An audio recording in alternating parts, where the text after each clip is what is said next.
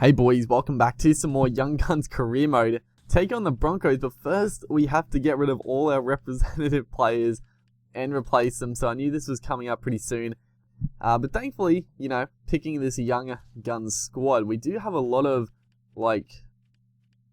handy replacements. We got a couple of good halves sitting on the squad, a few good backs, good forwards. So we're not going to struggle to fill the squad, but there are definitely a lot of changes to be made, as we are going to put Marvin Barber, who actually isn't too bad in this game. Obviously, in real life, he's much better than a 71 overall, but at least in this game, they've got him pretty quick, in the 90s for pace, so, we'll stick him on the wing. Hopefully he can do some damage, but right here, tough decision for the halves, Tamari Martin, we got Ash Taylor, Ben Hampton, but Ben Hampton's probably an obvious one. He's 83 rated, but trying to work it out. I'm doing this obviously post, but we are going to switch Martin for Ashley Taylor. I think Martin's actually a little bit better rated, is he? He is actually better rated, but I wanted Ashley Taylor in the squad, and we're just trying to get the squad, and it's going to be a much different team, but it's going to be pretty solid in the same regards. I mean, we're not going to be able to rely as much on Anthony Milford for what we have been. Also, the other thing is, Cody Nikorima is injured, which is fucking fantastic, and also Mbai is suspended, so I actually forgot to mention that, but yeah, Nikorima got injured, and Mbai from last episode, he did that high tackle, he's going to miss one game, so it couldn't come at a better time, really. We were going to struggle already, but we just have to make even more changes. So here we go. We switch Martin for Taylor. Some people might want Tamari Martin, but I mean, he's not here. He's played a couple of games, but Ashley Taylor, he's an NRL first grader right now. So, and he's playing awesome, honestly. We are taking on the Broncos, so that's one relieving factor. And I do notice that Darius Boyd is playing fullback for the Broncos here. Also Gillette, so those two guys aren't going to be in the Maroon squad. I'm not sure why Darius Boyd doesn't seem to get picked in the squad. I mean, the squad is a pretty big squad, but for most of my careers, Darius Boyd doesn't seem to get picked for some reason. I guess the only reason for that probably is because Darius Boyd in this game is fullback is his main position, so they might class him as a fullback, and they already pick Greg Inglis, Billy Slater, and maybe another guy that are fullbacks, so they have a limit on the amount of fullbacks they pick in the squad, which is a little annoying, but I guess at the same time, we get to try out some younger guys, so it's not the worst thing. But yeah, taking on the Broncos is probably the best case scenario, because they're going to have I'm guessing a fair few players out, but right here we're going to just be very silly. Zelezniak playing at fullback for this game instead of Holmes, and again, people might think put Trebojevic or put Cameron Munster. Is Cameron Munster out of the team? I actually don't know. Is Cameron Munster in the side?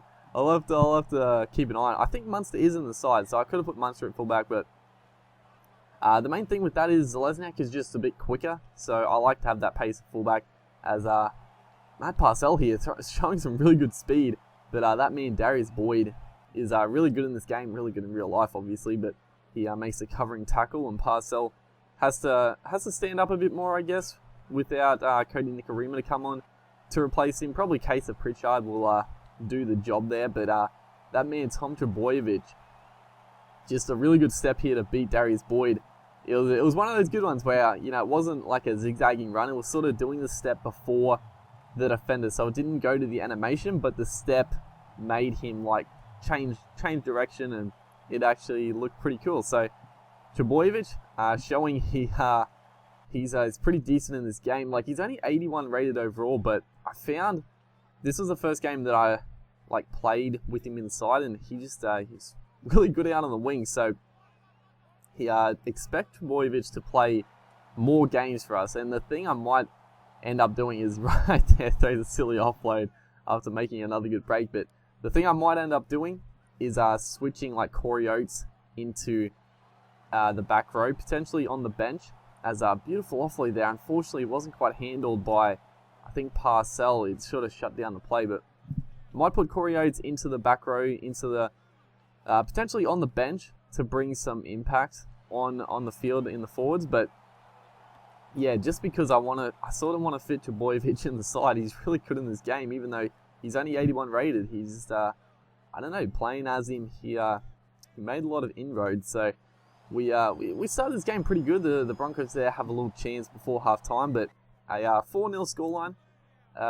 Probably pretty reflective of the game. Had a couple of chances. The Broncos didn't have too many, so I think it's pretty even tussle as Marmon Barber here just stands up Boyd, and it's a foot race, but Boyd is not going to get to him. I think it was Boyd chasing.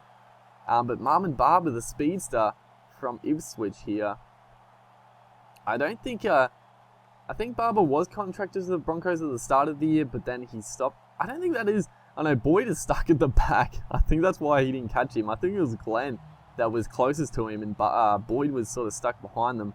But Barber just had the legs on him, and a nice little try, the in and away on the cover there. And Marmon Barber picks up his first try of his career as the Young Guns. So, and Trbojevic here, another chance, steps around Boyd and picks up his second try. So making a couple of these new faces, making the most of the opportunity. It was really good work by Munster. He committed 2 defenders, and Trbojevic there, just the one-on-one as we had to see the tackle being made. Good camera work. That's Channel 9 at its finest right there. I'm just going to go on a rant here. I've never really talked about this before, but I'm going to go on a fucking rant.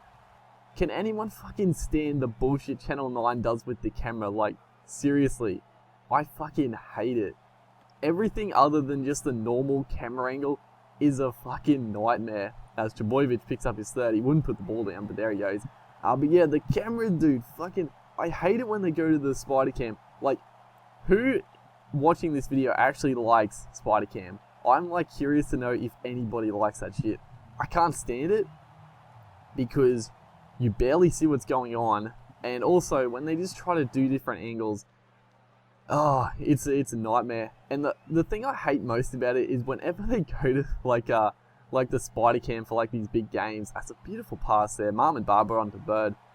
That's class. Barber is known for his special talents like his brother Ben, but has a nice chip. And Tepe Maroa, a new face as well. That was a nice try actually.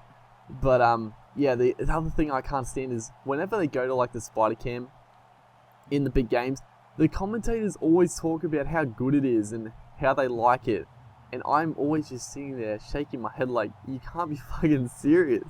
Who the hell likes this? So I'm curious, does anybody like it when they do spider cam, when they do these different angles? I just want to see the game. I also can't stand it when they fucking go to the bench, show players walking off the field for fucking 10 seconds. I'm sorry I'm cursing so much. I don't know why I sort of just got into this rant after the game showed me that silly camera. And yeah, I can't stand when they do the show the players walking off the field and showing them on the bench and on the bike. It's like, I'd rather just watch the game being played, but we're gonna sway away from that little rant there. And back to the game, we're up 28-0. I didn't even realize we are killing the Broncos. The Broncos obviously absolutely terrible on the game, terrible in real life, obviously getting flogged. They are obviously my team, so I don't take that personally. I don't know if it's the same person asking me or different people asking me how I feel about the Broncos losing and stuff. I mean, what the? I don't get it. I don't know if people are like trying to like talk shit by saying that. I'm not too sure, but I mean, like I might get annoyed at a game when when they're losing, but I mean it's a game. Like teams always are bound to lose, so we pick up the win on this occasion, beating the Broncos. They had a very understrength side. We had an understrength side, but it was still very good. Tom Trbojevic picked up man of the match. Marmon Barber had a good game. And yeah, it was a good game overall. Hopefully you guys enjoyed. And see you next time.